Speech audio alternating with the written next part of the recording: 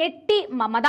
വീടുകൾ കയറിയിറങ്ങിയത് വെറുതെ ആയിപ്പോയി. പൊതു തെരഞ്ഞെടുപ്പ് അതിന്റെ അവസാന ഘട്ടത്തിലേക്ക് കടക്കുമ്പോൾ കോടതിയിൽ നിന്നും ഒരു വിധിയുടെ രൂപത്തിൽ ഇത്രയും വലിയ അടി മമത ഒട്ടും പ്രതീക്ഷിച്ചില്ല. ഇന്ത്യ മുന്നണിക്ക് പുറത്തു നിന്നുള്ള പിന്തുണയും നൽകാമെന്നുറപ്പിച്ച സന്ദേശ് ഗാലി വിഷയങ്ങൾ ഉൾപ്പെടെ മറുമരുന്നുകൊണ്ട് ഒതുക്കി തീർക്കുമ്പോഴായിരുന്നു കോടതിയിൽ നിന്നും അപ്രതീക്ഷിതമായ ഉത്തരവ് വരുന്നതും മമതയുടെ കണ്ണ് തള്ളിപ്പോകുന്നതും.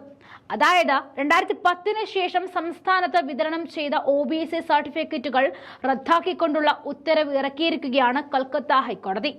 എന്നാൽ നിലവിൽ ഈ സർട്ടിഫിക്കറ്റുകൾ ഉപയോഗിച്ച് സർക്കാർ സർവീസിൽ ജോലിക്ക് കയറിയവരെ ഇത് ബാധിക്കില്ല എന്നും ഉത്തരവിൽ പറയുന്നുണ്ട്.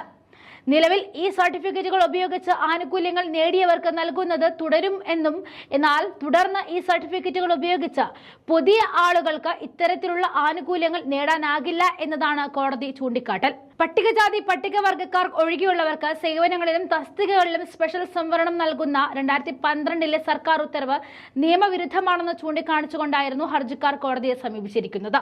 ഈ വിധിയിലൂടെ സംഭവിച്ചത് എന്താണെന്ന് വെച്ചാൽ 2010 മുതലുള്ള എല്ലാ OBC സർട്ടിഫിക്കറ്റുകളും റദ്ദാക്കിയ കോടതി വിധി 2011 സംസ്ഥാനത്ത് അധികാരത്തിൽ വന്ന ഭരണകക്ഷിയായ തൃണമൂൽ കോൺഗ്രസ് സർക്കാരിന് കനത്ത തിരിച്ചടിയാണ് നൽകുന്നത്. എന്നാൽ കോടതിയുടെ ഉത്തരവ് അംഗീകരിക്കാനാവാത്തതാണെന്ന് മുഖ്യമന്ത്രി മമതാ ബാനർജി ഈ ഉത്തരവുമായി ബന്ധപ്പെട്ട് പ്രതികരിക്കുന്നതും വീടാനന്തരം കയറി ഇറങ്ങിയാണ് OBC ബിൽ നടപ്പിലാക്കിയതെന്നും സംസ്ഥാനത്തെ സംവരണം അട്ടിമറിക്കാൻ BJP നടത്തുന്ന ശ്രമത്തിന്റെ ഭാഗമാണിതെന്നും മമത കൂട്ടിച്ചേർത്തുകൊണ്ടാണ് ഈ പ്രതികരണം നടത്തിയതും. OBC സംവരണം ഉയർത്തിപ്പിടിച്ച് മുന്നോട്ട് വരുന്ന ഇന്ത്യ മുന്നണിക്കും ഈ കോടതി വിധി ബാധകമാണ്.